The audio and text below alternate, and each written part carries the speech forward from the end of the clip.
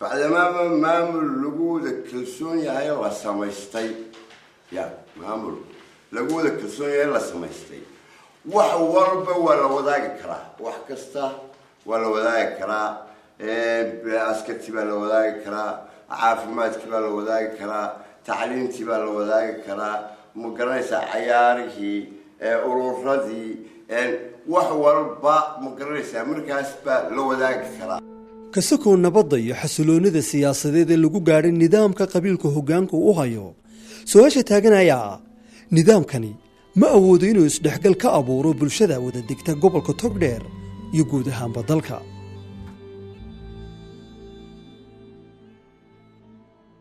ha ku daba dheeraade oo ha kaga dambeeyo gobolada kale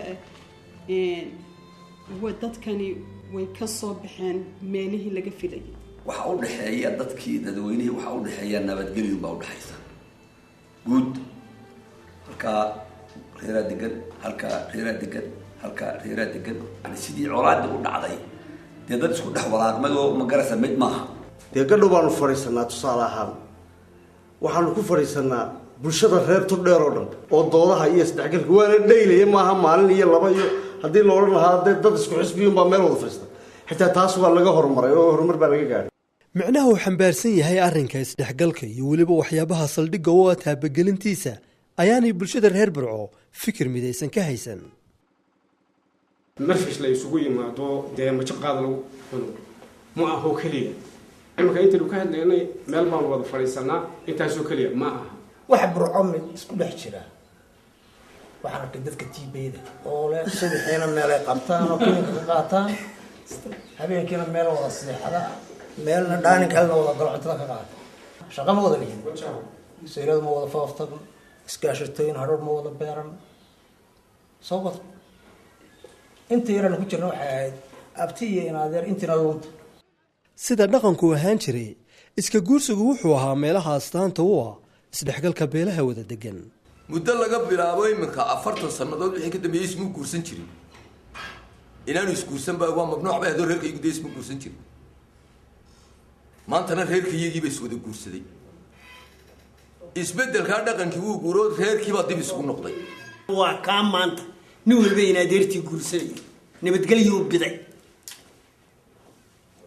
cidina ceeb kuma leh dhaqan kale oo kale ku bedela maaha oo dib loo bedela maaha dhaqanku imika xiriir ku haysta uu sii dabar go'aya wadaagga adeegyada asaaska nolosha u ah ayaa ka mid ah astaamaha kale ee tilmaamaya heerka uu gaarsiisan yahay isku dhafnaanta bulshada deegaan ku wada nool imika malcaamadii xaafad bay ku taal iskuulkii xaafad buu ku yaal dadka soo koraya sida kale oo dhan way u wanaagsantay qofka wuxuu sheeganaya arkimaysid laakiin halkaa laga barbaaree ay ka korto dad wanaagu intaa burburkii ka dambaysay ayay sidaa u kala degtay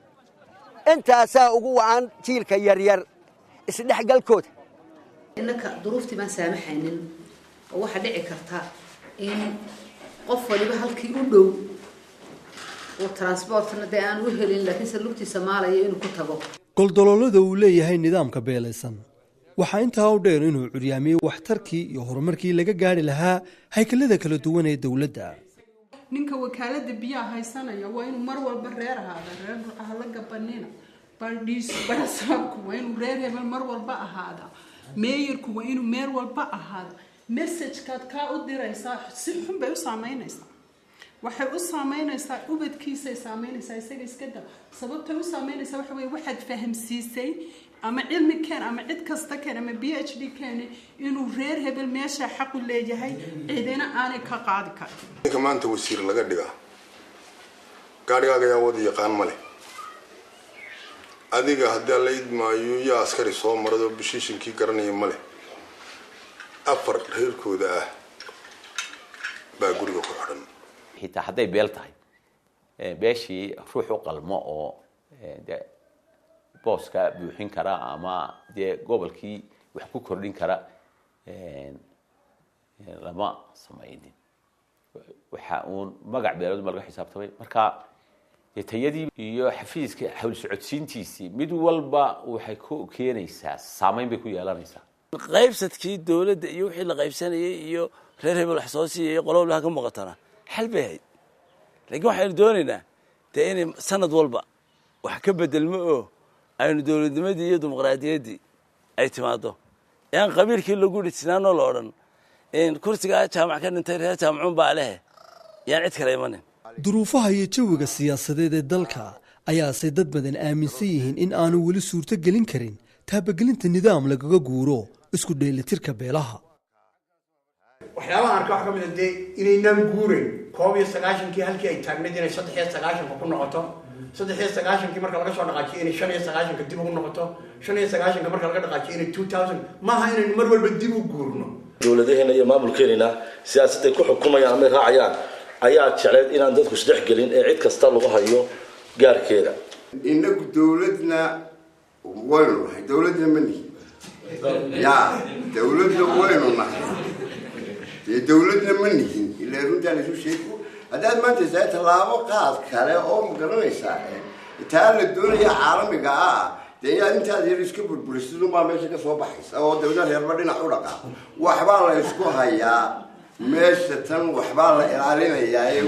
waxa kan la doonayo weli haad